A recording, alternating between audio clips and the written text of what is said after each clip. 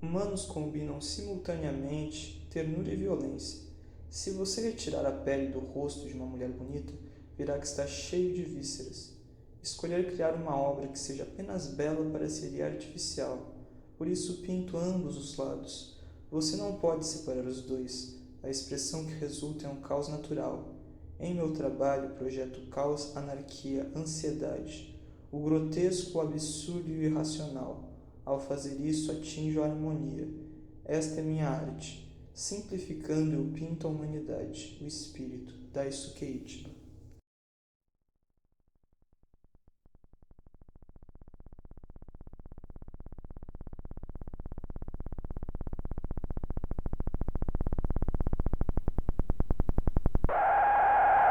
Uma das minhas coisas favoritas ao ler quadrinhos é justamente pegar as obras daqueles artistas que não são bem criadores de quadrinhos.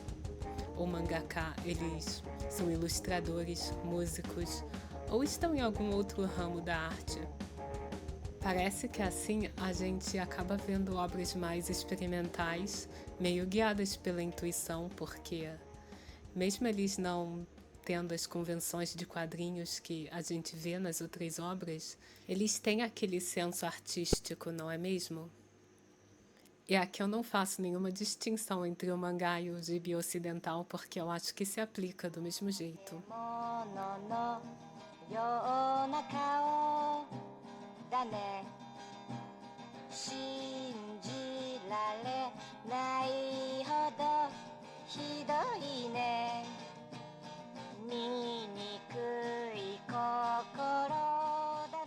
E o que me cativou à primeira vista sobre o Daisuke Ichiba foi mesmo o traço, a arte. Na verdade, eu estava vendo o canal do Famicom Collects, inclusive um canal bem legal que tem recomendações de mangás e artbook e tudo mais. E um dos primeiros vídeos ele estava mostrando a coleção dele. Eu acho que ele é a pessoa que tem a maior coleção das pessoas que têm uma presença online. Eu vejo muito as pessoas descrevendo a arte do Ichiba como um contraste entre o belo e o grotesco. Mas eu acho que é mais como uma mistura, porque sim, as personagens estão em meio a monstros e ambientes grotescos, mas elas também têm uma aparência assim meio fantasmagórica ou meio monstruosa até. Não existe bem uma separação de onde o belo começa e no estranho termina. Eu vejo muita melancolia e fragilidade nas expressões das personagens. Eu me vejo bastante nelas. Eu gosto dessas imagens que elas estão sendo arrastadas por policiais ou monstros. Eu acho bem impactante. Seu livro de ensaios explica muito bem a arte de equilibrar dissonâncias. Em meio a essas cenas de execução e seppuku, a gente percebe que os policiais eles sempre usam esse uniforme de bolinhas. Daí eu fui percebendo como ele estava montando meio que um universo próprio. E eu comecei a pensar que tipo de história será que ele está me contando. E por mais que ele tenha já publicado 4 mangás na Hollow Press e ainda alguns independentes que hoje são raros e fora de catálogo, o próprio Daisuke Ichiba ele rejeita o título de mangaka. E isso acontece dentro de uma das histórias que é o KSKHH. O personagem que representa ele, o Bibimitsu, ele fala que Daisuke Ichiba na verdade é um pintor de beleza. E é até engraçado porque o Bibimitsu, ele nos diz que o nome dele tem o kanji para beleza 3 vezes. Na realidade, mesmo que não houvesse nenhum mangá, nenhuma narrativa, você ainda assim veria que ele está construindo a própria mitologia aqui. Tem os policiais com uniforme de bolinha, tem as meninas colegiais, muitas delas. Tem até uns animaizinhos falantes que me lembram as animações da Disney. Então você vê que tem uma história aqui. Ele usava bastante esse sapinho. E também tem esse super-herói chamado Lightman. Só que eu logo percebi que tem uma personagem que ela é o centro de tudo e é a mais importante de todas. Uma garota chamada Izumi.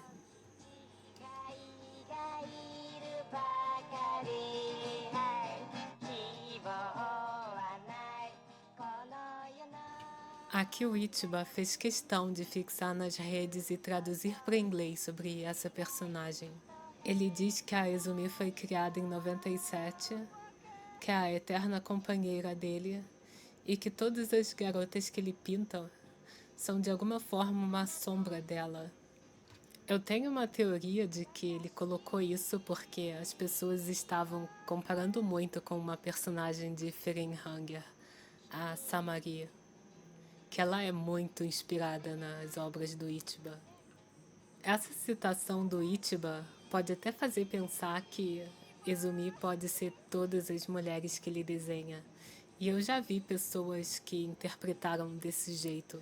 Mas eu acredito que Izumi é uma personagem específica.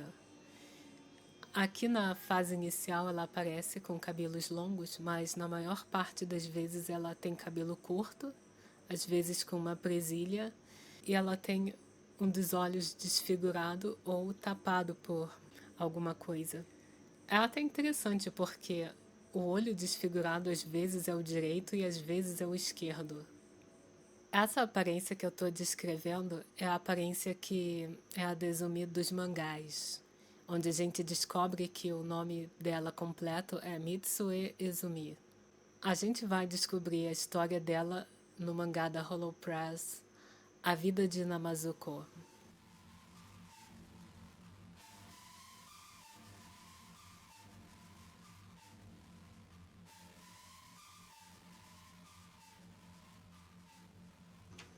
A gente conhece Mitsue Izumi, que é uma órfã que sofria bullying. E acontece num dia das colegas de classe dela baterem nela e acabarem desfigurando o olho dela permanentemente, porque elas acreditavam que ela tinha roubado dinheiro, mas ela não confessava. E ela não tinha roubado dinheiro, mas esse dia mudou a vida dela para sempre. E ela queria ser amada, ela queria uma família. E assim ela acaba se envolvendo com um homem casado.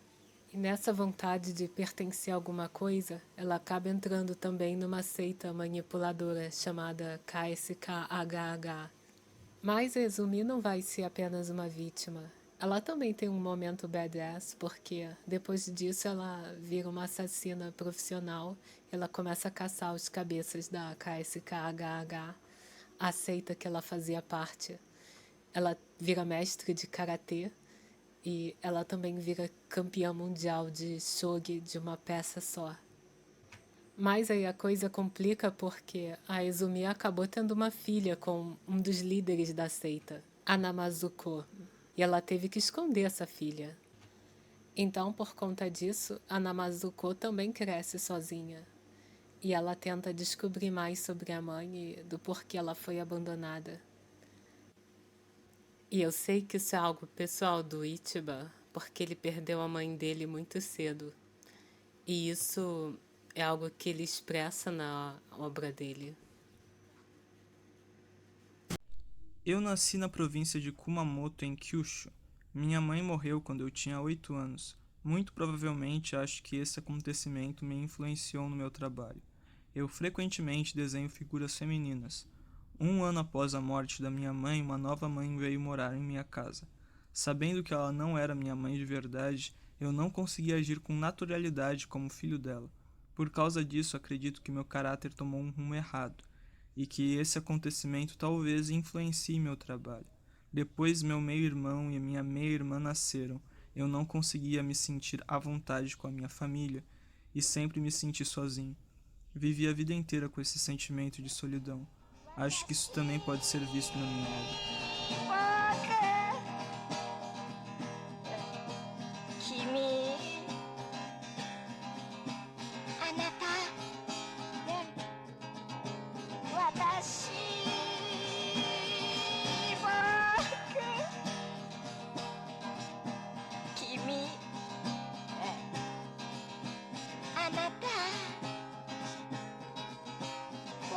私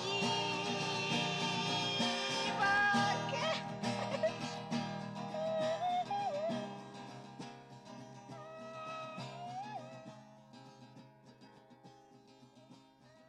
Eu não vou lembrar agora onde foi que eu vi essa entrevista, mas eu vou encontrar e eu vou colocar na descrição do vídeo. Mas eu achei muito chocante que essa era a personagem importante para ele, essa era a personagem companheira. Uma mulher complicada, nem um pouco idealizada, que passou por tudo isso. E eu até consegui ver um livro francês que também se chama Exumi, que mostrava um pouquinho mais dela, mas era um artbook. Ainda assim, tem alguns traços da personalidade dela. Ela está ameaçando um policial a se casar com ela, então tem essa vontade de ser amada. A Izumi faz uma aparição surpresa bem no finzinho do mangá KSKHH da Hollow Press, mas ela também é protagonista de uma outra história que também me tocou muito.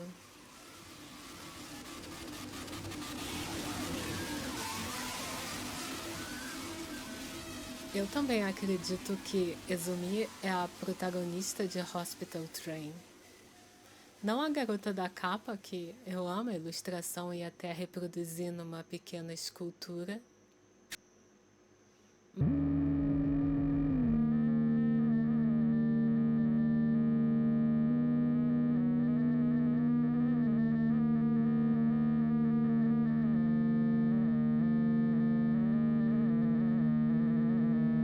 Mas a que aparece dentro do trem, na história mesmo.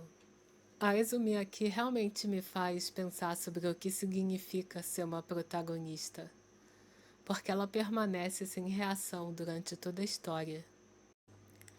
Agora eu recomendo você ler o Hospital Train se você ainda não leu, antes de ver o resto desse vídeo, porque eu vou entrar em spoilers.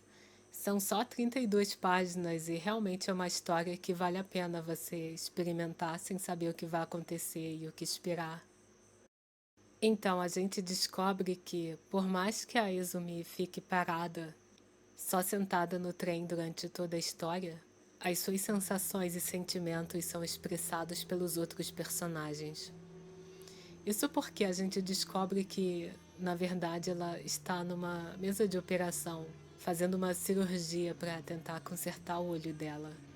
Então a história é bem física, tem muitas cenas de personagens que um aperta o outro assim com o braço, ou então tem 2 vezes em que um personagem arranca o olho do outro. Então tem cenas de violência, tem um personagem que derrete com o sal. Também tem uma cena em que todos os personagens começam a pensar como uma mente só, sentindo fome e vontade de comer sushi. Tem uma personagem também que representa a Izumi, que é uma mulher com uma boca enorme, e ela está inicialmente dormindo no banco.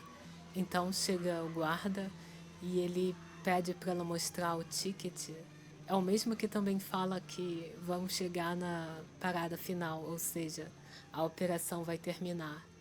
Então ele tenta acordar ela, mas ela não quer levantar. Eu vejo isso como o médico chamando a Izumi no mundo real. Ou provavelmente mais de uma pessoa chamando por ela, porque nessa cena as vozes se multiplicam e aí começa a parecer que cada um dos dedos do guarda está chamando ela também. Essa parte é interessante porque é logo quando os personagens começam a falar como uma mente só de que estão com fome e querem comer sushi. E aí nesse momento, essa mulher que estava dormindo, ela abre a boca e come a cabeça do guarda. E assim ela pode continuar dormindo. Eu com certeza não sou nenhuma autoridade no assunto, mas isso me lembrou de quando eu li a interpretação de sonhos do Freud. Eu nem acho que era uma ideia original dele, mas ele lembrava de como às vezes o nosso corpo tem uma necessidade, e aí dentro do sonho, a nossa mente cria uma forma de saciar ela, para nos manter dormindo. Meio como enquanto você está dormindo, você precisava ir ao banheiro, mas aí o sonho tenta te convencer de que você já foi. Um personagem recorrente é um homem misterioso que nunca é mostrado o rosto. E ele fica perguntando, você sabe quem eu sou? Você sabe quem eu sou? Ele pode muito bem ter sido parte de uma lembrança traumática que a Izumi está tentando reprimir. Alguma coisa que a Izumi está tentando apagar. Mas eu acho que ele também pode representar o próprio médico. Igual como às vezes os doutores fazem perguntas para ver se você mantém a sanidade, tipo, você sabe que dia é hoje? Você sabe qual é seu nome?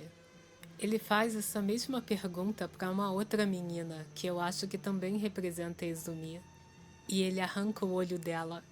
É nesse momento que, durante a operação, com certeza alguma coisa está sendo feita para tentar corrigir a deformidade no olho da protagonista. Eu sei que normalmente esses finais em que revela que tudo era na mente da personagem pode ser uma coisa meio decepcionante, mas nesse caso é tudo tão intrigante. Tipo, tem um momento em que o homem misterioso ele se funde com literalmente a bagagem de Izumi.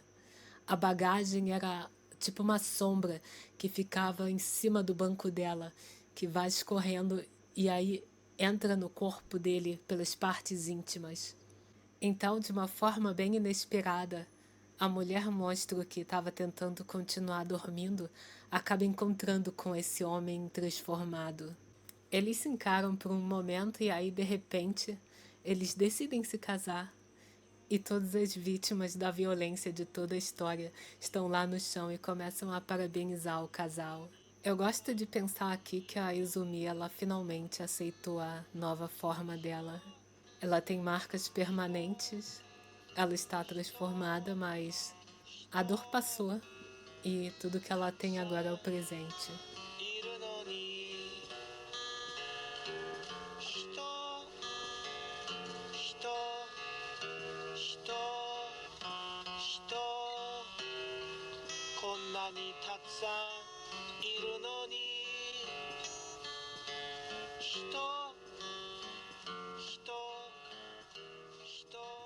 Isso com certeza não é tudo que se tem para se dizer sobre a personagem, especialmente se o Daisuke Ichiba estava escrevendo sobre ela desde os anos 90. Eu fiz esse vídeo com o que eu tive acesso, e basicamente foi porque eu não vi ninguém mais tentando falar sobre a narrativa do Daisuke Ichiba. Vejo mais comentários sobre a arte mesmo, o traço. Acho que em parte justamente o que me dá vontade de parar e analisar tudo que ele está escrevendo é justamente porque a impressão que eu tenho é que as histórias não foram feitas para você analisar tanto. Isso também não é nada que eu chamaria de um vídeo ensaio, nem nada assim. Eu fiz isso mais pensando como se fosse um artigo de blog em forma de vídeo. E agora que eu tô terminando esse vídeo, eu sinto que eu já estou muito feliz com a minha coleção, com tudo que eu tenho. Já tá dando vontade de investir também em conhecer outros artistas. Falando nisso, eu também como artista me deixei influenciar um pouco pela arte do Daisuke Ichiba. E agora é hora de dar aquela distanciada. Eu espero que tenha despertado um pouquinho de curiosidade para conhecer esse grande artista. É só isso. Nos vemos no próximo vídeo.